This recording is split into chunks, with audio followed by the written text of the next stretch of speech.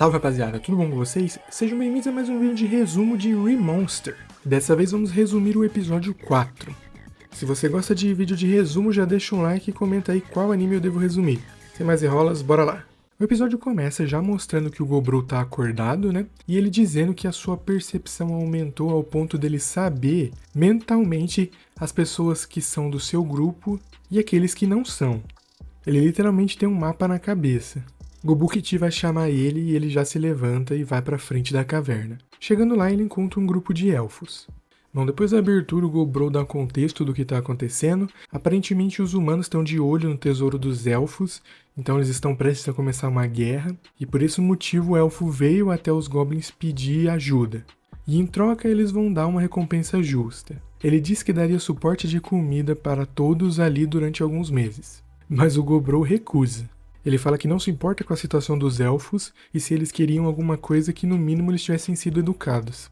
Obviamente o elfo arrogante não gosta nada disso e se prepara para sacar a espada, só que o Gobrow utiliza sua skill de olho maligno paralisando todos eles. Ele vai até o líder, pega ele pelo pescoço e fala que se ele não quer perder a cabeça, ele tem que falar para a escolta escondida nas árvores para eles abaixarem os arcos. Um deles atira na direção do Gobrow, só que ele segura a flecha com os dentes.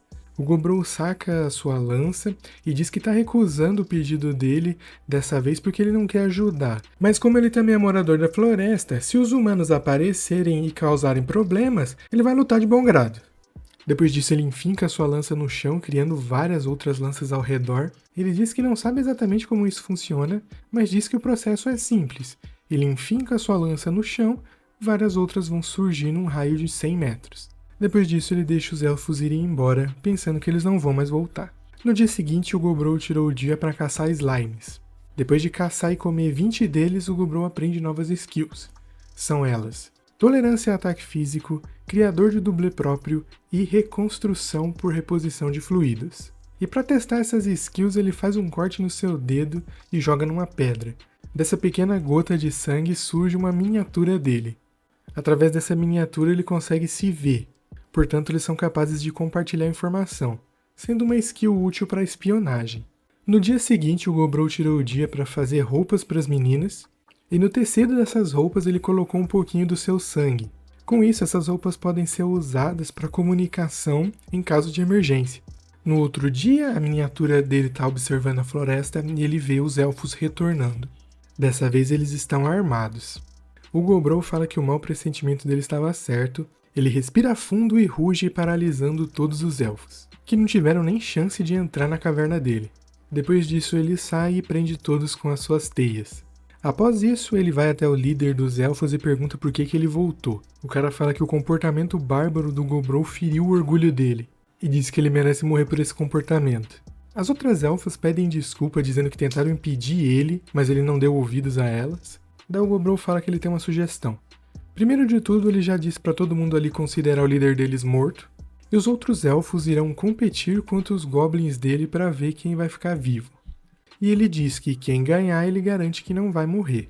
A gente corta para o resultado final. O Gobrow diz que dos 23 elfos que participaram, 6 deles perderam, sendo todos eles homens. E por que isso? Porque o Gobrow manipulou a formação para que as elfas bonitas não fossem mortas.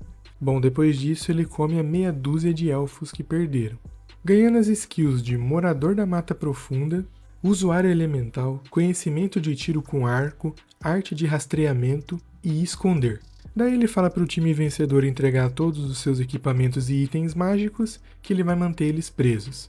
Daí as elfas questionam ele, perguntando se ele não ia libertá-las, mas ele falou que só não ia matar elas, não que ele iria libertá-las. Ele diz que isso nem faz sentido, vocês vieram até aqui para tirar vidas, por que eu iria poupar vocês? Bom, o Gobuji já chega ali cheio de tesão, dizendo que a noite vai ser louca, e o Gobrow fala para ele não encostar nas meninas. E o Gobuji fala que já que o Gobrow é o líder, ele tem que obedecer, né? Ele diz que tem que dar o bom exemplo para os jovens. Mas ele pede para que de vez em quando ele possa dar uma brincada. E o Gobrow fala que se for com moderação não tem problema. Bom, depois disso ele se dirige até o líder dos elfos e já papa ele. No dia seguinte o Gobukiti tá lutando contra alguns ursos, até que ele percebe que chega no nível 100. E pra quem não lembra, quando você chega no nível 100 você consegue evoluir de raça. Dito e feito, no dia seguinte o Gobukiti aparece, agora sendo um ogro. O Gobrow fica tão impressionado que ele nem tinha reconhecido o Gobukiti. A evolução do Gobukiti não é normal, é uma variante. Ele diz que o Gobukiti recebeu a bênção do deus do fogo, por isso que sua pele é dessa cor. O Gobukiti fala que desde que o Gobrow se tornou um ogro, não tinha ninguém à altura dele, para que ele pudesse treinar, mas agora tem. E pede pro Gobrow lutar contra ele. E eles vão pros 5 minutos de porrada sem perder a amizade. Como sempre, o Gobukiti é bem mais forte fisicamente, mas o Gobrow tem a técnica, né? E ele consegue vencer com isso. Mas ele admite que o Gobukiti é realmente um rival à altura. Bom, naquela noite o Gobrow estava esgotado, ele estava voltando para sua cama, quando ele vê uma silhueta que ele não consegue reconhecer.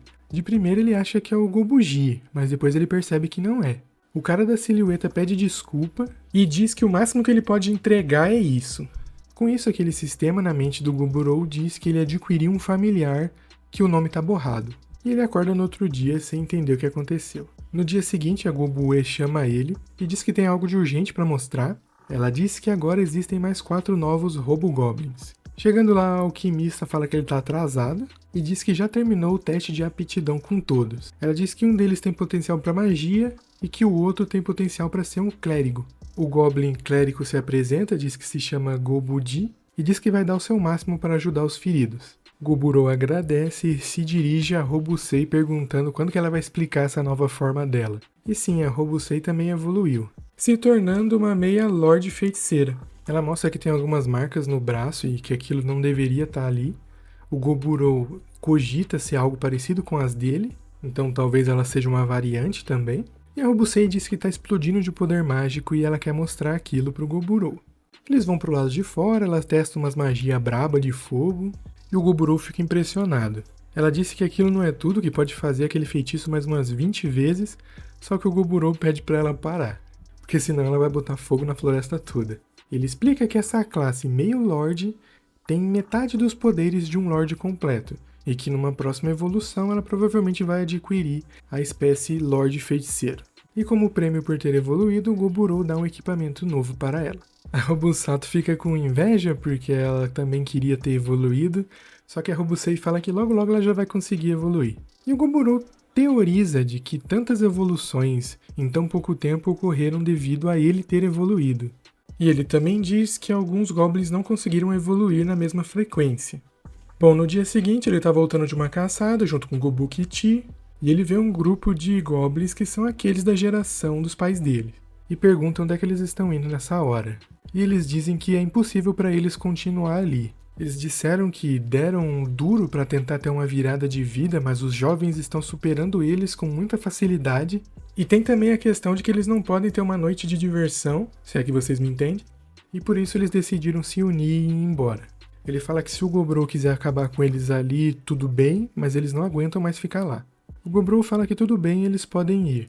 Eles perguntam se ele não vai fazer nada, e ele fala que não tem motivo para manter pessoas que não querem ficar com ele à força.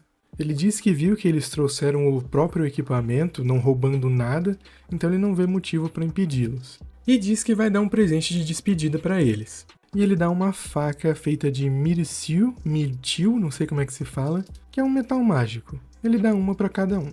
E antes de entregar, ele faz um corte no dedo dele. Curiosidade vindo direta do mangá. Nesse capítulo, o Goburo fez um corte no seu dedo para criar uma daquelas versões pequenininhas dele para espionagem, para meio que saber onde é que esses goblins vão. No outro dia, enquanto ele caminhava pela floresta, ele avistou um orc carregando um humano. Quando ele chegou mais próximo, ele viu que o humano já estava morto. Ele disse que percebeu que o humano parecia ter uma habilidade peculiar, então ele foi lá, acabou com o orc e comeu o humano, adquirindo a skill Domador de Monstros. Naquela noite, a alquimista chega para ele e diz que conseguiu fazer o que ele tanto queria. Ela conseguiu fazer uma bebida alcoólica para ele. Ele fica muito feliz e agradece ela. No dia seguinte, eles estão fazendo ali um almoço e o Goburo anuncia que os goblins da geração dos pais deles resolveram deixar a aldeia. E diz que se mais alguém quiser ir, é só levantar a mão. Ele não vai impedir e ainda por cima vai dar um presente de despedida. Mas ninguém ergue a mão. No dia seguinte, ele começou a fazer uns brincos que continham o seu sangue, e o objetivo disso é que esses brincos sirvam como transmissores. No outro dia, ele entrega os brincos para todo mundo e faz um teste. e tá funcionando perfeitamente. No outro dia, o pessoal tá caçando, a Gobue acerta um golpe num tricórnio que deixa ele desmaiado. E é nesse momento que o Goburo vê uma oportunidade de testar a sua nova habilidade de domador de monstros. Com isso ele consegue o seu primeiro familiar, e o monstro fica bonzinho. No dia seguinte é mostrado que ele conseguiu um outro familiar, dessa vez um urso, e ele tá usando o bicho como montaria. Como o Goburo não perde tempo, ele também vai atrás de outro familiar, dessa vez um lobo. Ele doma o líder da matilha e deixa ele como animal de estimação das garotas, servindo também como um guarda-costas. No dia seguinte ele diz que aconteceu algo que o surpreendeu. Ele está com a garota ruiva e eles estão sendo atacados por um grupo de monstros com cabeça de cachorro. Goburo deixou que ela lidasse com eles e incrivelmente ela conseguiu acabar com cada um deles. Claro que o Goburo ajudou deixando que ela lutasse com um por vez. Com isso ele percebe que ela é o tipo de pessoa que evolui sob pressão. Bom, depois disso ele tá comendo os bichos e ela pergunta se ela pode comer também. Ele não vê problema, já que não é venenoso nem nada do tipo, e entrega uma coxinha pra ela. E quando ela dá uma mordida na coxa, ela diz que algo estranho aconteceu. Parece que ela conseguiu uma nova ocupação. E os seus olhos também mudaram de cor. Depois disso é mostrado ela caçando um daqueles veados vermelhos. E o Goburo explica que a sua nova ocupação é chamada de soldado no ar. E fala que essa ocupação melhora suas habilidades de forma notável, mas com a consequência de que ela tem que comer monstros regularmente. Mais tarde o Goburo está conversando com o Gobudi, e ele diz que um goblin deles foi atacado por humanos, mas felizmente ele conseguiu fugir e voltou para casa. Com isso o Goburo percebe que a batalha entre os elfos e humanos já começou. No outro dia o Goburo acorda assustado, ele percebe pelo seu mapa mental de que várias criaturas estão fugindo na direção deles, mas ele não consegue distinguir com a sua habilidade quais criaturas são essas. Eles preparam um grupo para defender a sua caverna, diz que os monstros da frente que estão fugindo são os kobolds, aqueles bichos com cara de cachorro. Ele fala para deixar eles passarem e atacarem o que tiverem atrás deles. Os bichos passam e ele percebe que o que estava seguindo eles eram guerreiros esqueletos. Ele dá o sinal para Gobumi atacar com a besta, só que isso não faz efeito nenhum. Goburo diz que detectou um alvo grande atrás desses pequenos esqueletos. Então o que está ali deve ser a fonte de onde estão vindo esses esqueletos. O Goburo percebe que os monstros são fracos contra ataques físicos, então ele fala pro pessoal largar as armas e ir no mano a mano. Ele fala que aquilo é uma ótima oportunidade pro pessoal adquirir mais experiência, mas a Gobue fala que são muitos e o Goburo fala que vai dar cabo deles agora. E ele começa o ataque abrindo o caminho entre os esqueletos, chegando até o esqueleto que está summonando todos eles. Ele o derrota e come o seu crânio. Ganhando as skills de criação de morto-vivo inferior, armadura superior, absorção de magia, controle leve de dano e controle de dano mágico leve. Quando ele volta para a caverna, aqueles bichinhos que eles deixaram passar reverenciam o Goburo, agradecendo ele por ter salvo as suas vidas, mas o Goburo fala que não tem motivo para eles agradecerem, já que ele mesmo já tirou a vida de vários da espécie dele. O bicho fala que compreende, já que ali o que vale é a lei do mais forte. O Goburo explica que os kobolds acidentalmente desenterraram o tesouro do Velvet, que eles tinham enterrado, e como consequência o guardião, o grande soldado esqueleto, despertou. E para escapar do avanço dos guerreiros esqueletos, eles resolveram se arriscar indo até a caverna do ogro malvado e sombrio. Depois disso o Goburo fala que vai cuidar dos feridos, e fica se perguntando por que um bando de outras espécies está querendo se juntar a ele. Com isso o episódio termina. Bom, esse foi o resumo de hoje, espero que tenham gostado. Eu gostei. O episódio de hoje serviu para mostrar como o Goburo é poucas ideias com outras raças, principalmente se eles chegarem desrespeitando ele. Ele não tem intenção de entrar em uma guerra que não vai beneficiar ele, por isso todo aquele tratamento com os elfos. Outra coisa legal é aquela teoria que o Goburo sugeriu, de que devido a ele ter conseguido evoluir, ele está influenciando os outros ao seu redor a evoluírem também, com uma frequência maior. O Gobukiti a gente sabia que iria evoluir, já que ele é o rival ali do Goburo. Já os outros, como a Robusei, não pareciam ter a intenção de querer evoluir tão rápido assim. Mas isso acabou acontecendo de todo jeito. Bom, esse foi o vídeo de hoje, espero que tenham gostado. Comenta aí o que você achou do episódio, e até a próxima. Tchau!